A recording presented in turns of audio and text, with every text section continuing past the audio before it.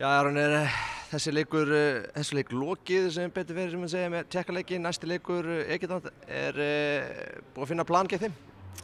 Já, við erum að vinna í því og hérna er þetta stutt á milli í þessu og snýst svolítið mikið hjá okkur líka svona andlega að rífa okkur upp og koma tilbaka, sína karakter og koma tilbaka.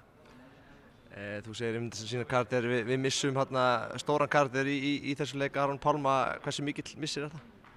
Ég held að mjög góður leikmaður og hérna það er vont að missa hann en við eins vegar getum ekki verið að velta okkur upp í því. Við þurfum að einbeita okkur á því liði sem að að spila leikinn og hvernig við náum hámarksframmistöðu með þær. Þá Gunnar Steinn að koma inn í hópinn? Já, hann er að koma inn í hópinn. Hann klár í slaginn, búinn að ræða vel? Já, hann er hérna frískur og hvað við segja, er ekki með ferska lappir.